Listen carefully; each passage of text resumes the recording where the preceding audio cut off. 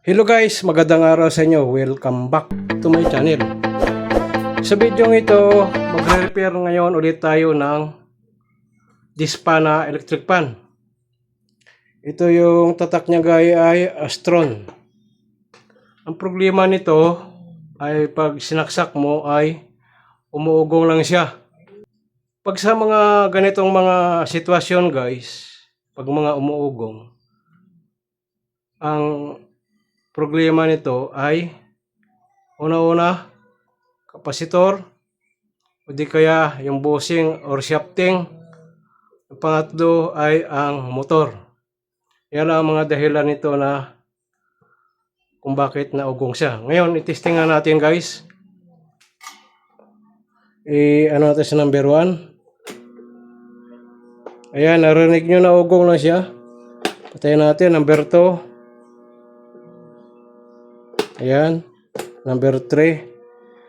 Ayan, ugong na siya. Ngayon, babuksan natin to guys. Kung ano ang problema nito.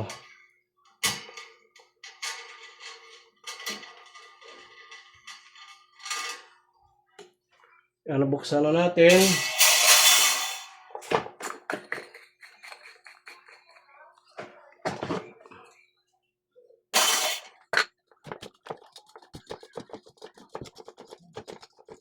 Tanggalan natin ang cover. Ayan, buksan natin.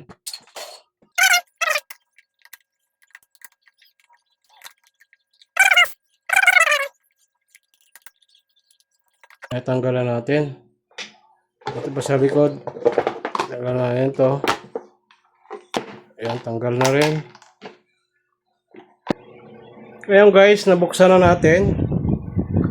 Subukan natin ulit i-on yung number 1 natin. Ayan.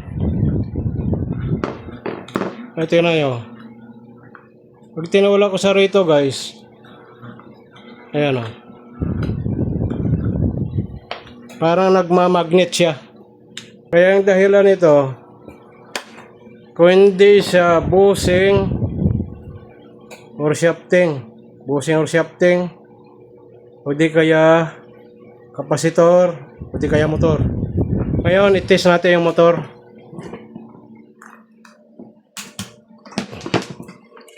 Kunin natin yung resistance ng motor niya.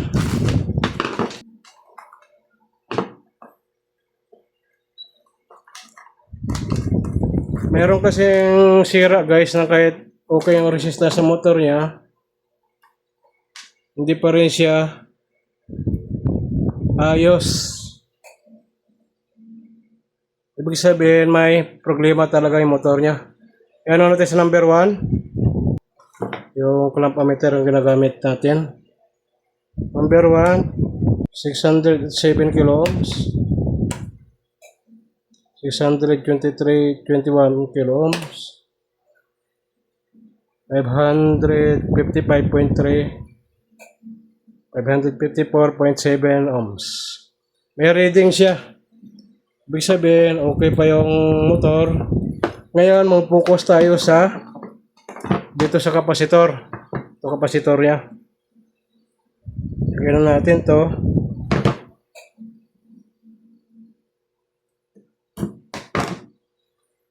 Tapos itest natin ang kapasitor. Ito yung kapasitor niya ay 1.2 UF.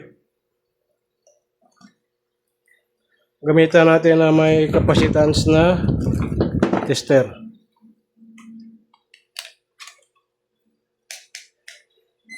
Ilagay natin sa silip natin sa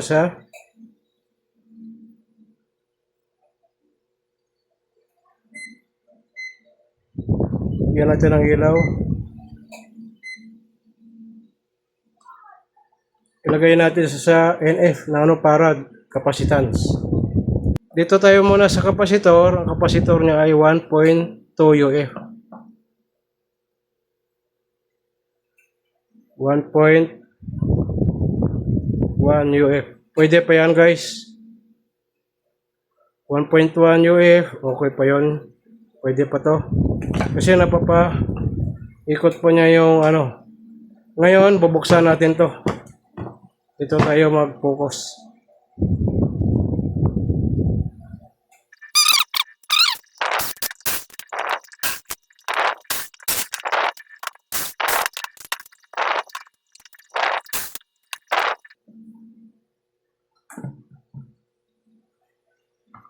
Ngayon nabuksan natin yung motor. Tingnan natin dito sa kabila.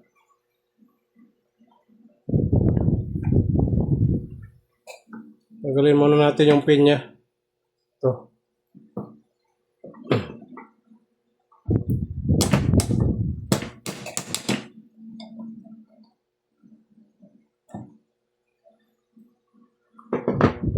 Ito yung pin niya.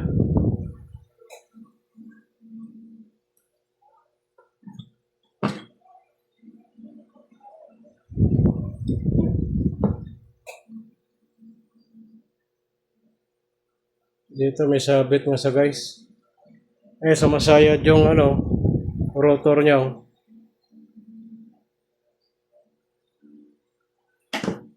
Ibig sabihin sira yung bushing. Nagaliman natin to yung niya, yung pan. Pwede pa to sa liha. Ayan guys, oh. Ayan ito. May tama siya. Palitan natin ang bushing. Tirahin muna natin ang liha. Tandaan natin kung saan natin ito kinuha. May saya din guys, oh.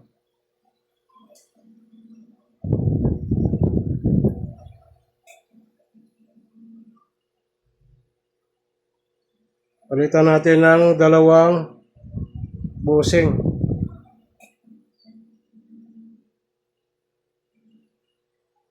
Pwede pa to sa natin, sa liha na 1,000.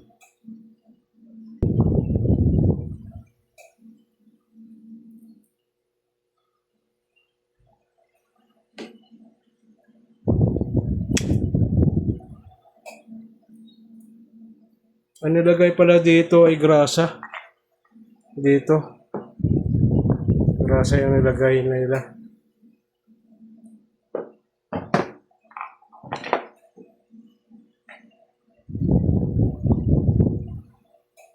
Ngayon, ang gagawin natin ito guys, ay tirahin natin ang liha. Hindi pa naman masyado yung uka. Ayan. Kaya pa yan sa liha.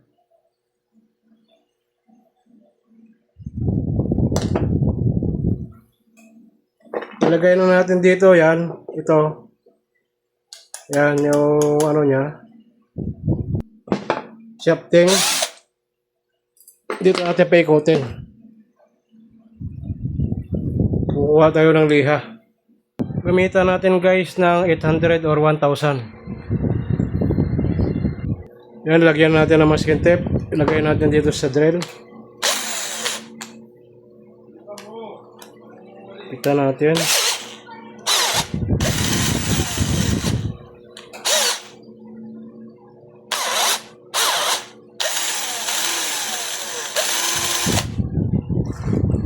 Gamitan natin ang 800 na liha guys.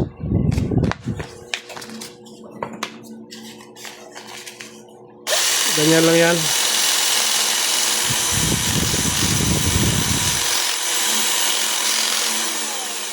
Ayan, nawala na kaagad.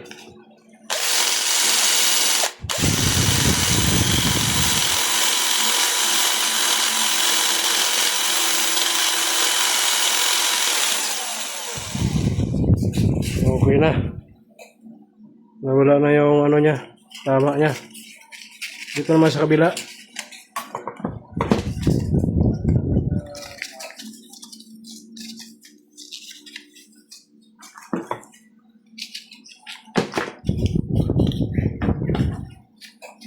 Ikutin lang natin.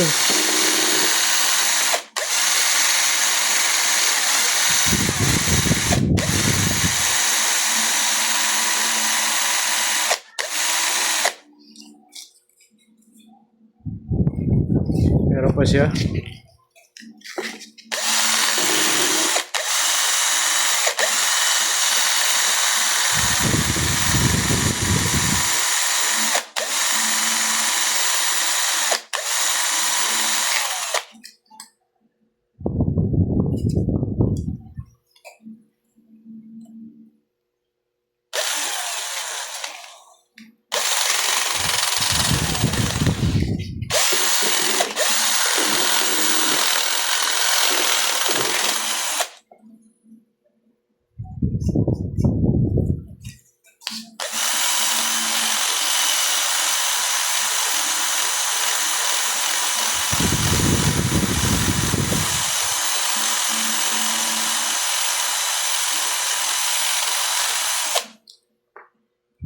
Kaya makinis na yung shafting niya guys. Sa kabila, okay na rin to. Wala na rin tama.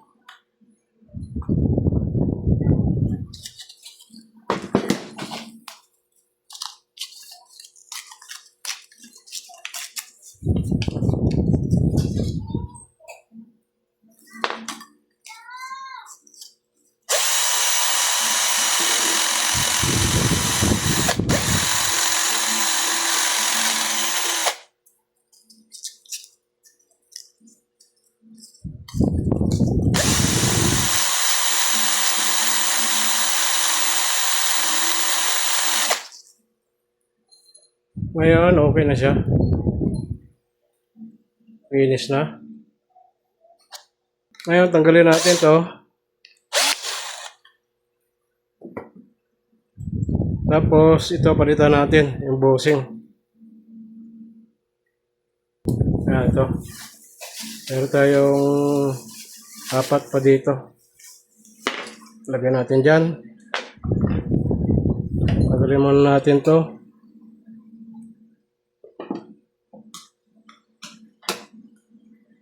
Sungkitin nyo lang ito dito, yung clip niya, para matanggal na yung bushing.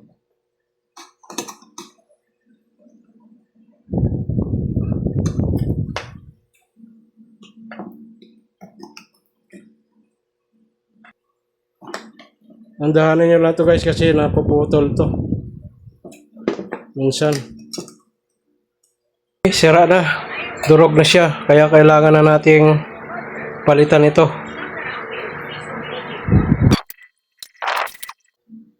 Ngayon ilagay na natin guys. Kasama yung foam.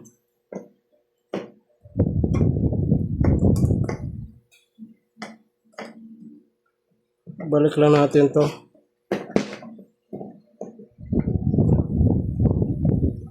Ganyan lang yan. Yan.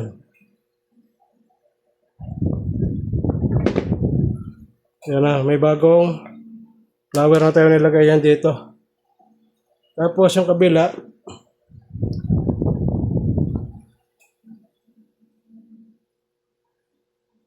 yan, maluwag guys, oh.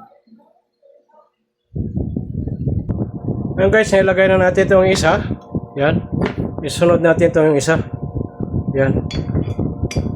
Unahin muna natin ito yung bushing. Ganito ang pisto yung bushing. Yan. Lagay natin na ganyan. Tapos ito yung pinaka-foam dito. Yan. Ito yung pinaka-halak niya.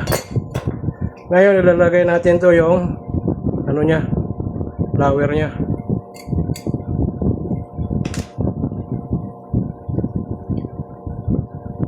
Kaya ito guys, yung flower niya maluwag. Ang gagawin ko, dodoblihan ko. Yan. Dodoblihan ko ng flower. Kasi maluwag siya. Tapos ilagay natin yung lock. Lock ng bushing.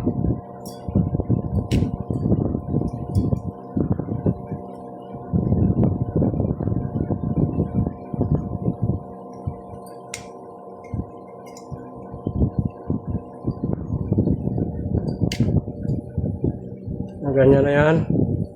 Tapos baluktutin natin to yung clip nya.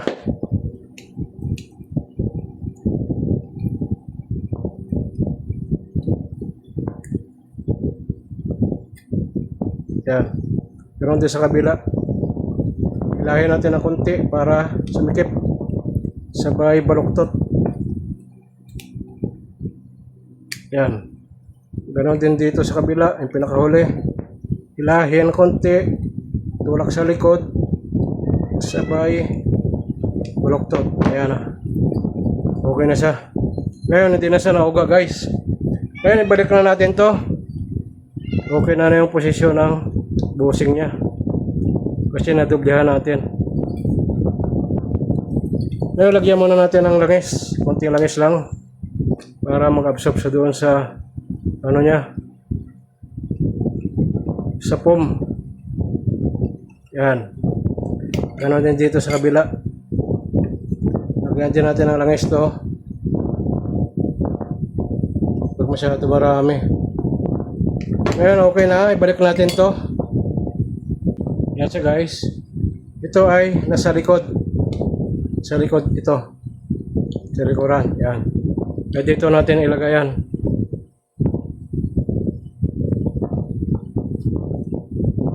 Tapos pasok natin to.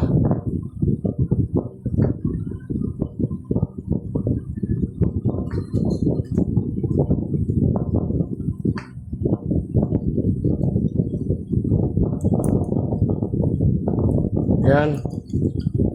Balik natin to sa harap.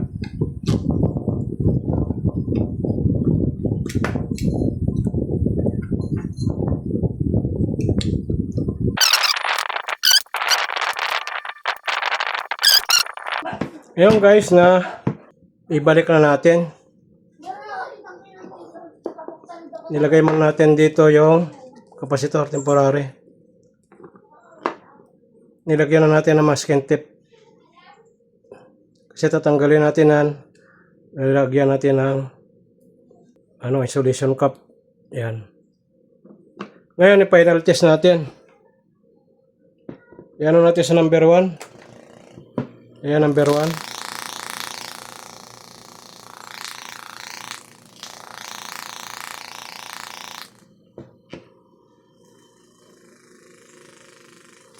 Okay pa yung motor niya. Stop, number 2. Okay, number 2. Speed number 2 yan. Stop natin. Speed number 3. Okay na siya guys. Yun lang. Yun lang ang ginawa natin. Niliha lang natin yung shafting. Yan. Patayin na natin. I-assemble na natin to. Niliha lang natin itong shafting. Halimbawa pag gano'n yung mga problema, umuugong siya, para nakamagnet lang. Ang gagawin nyo, itis nyo yung kapasitor, tapos kunan nyo ng resistance, yung motor, kung okay pa, tsaka kunin nyo rin yung reading ng kapasitor kung okay pa yung capacitance niya. Yan. Tapos yung number 3, tingnan nyo yung bushing at saka shafting. Kung okay pa. Yan, wala nang alog guys. Oh. Wala na sang alog. Okay na siya. Pinalitan natin ng bushing at saka niliha lang natin itong shafting. Para mabilis, gamitan nyo ito ng battery drill o di kaya yung may kayo electric drill, pwede din yun. Basta ang nyo lang, ingatan nyo lang yung thread, lagyan nyo ng tip, masking tip para hindi masira yung thread pag higpit nyo ng drill para hindi masira yung thread. Ngayon, ibalik natin to guys, balik natin to yung gearbox dito. Okay na to. Balikan natin yung gearbox. Lagyan natin ng screw ng capacitor. Tapos i-assemble natin yung mga cover guys. Final test natin.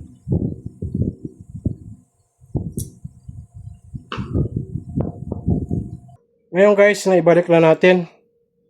I-final test natin yung ginawa natin na electric fan number 1.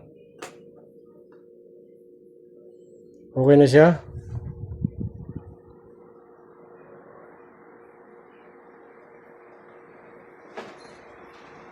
Steady natin.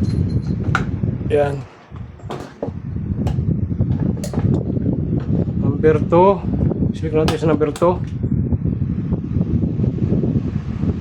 Okay na siya guys. Number 3. Okay na.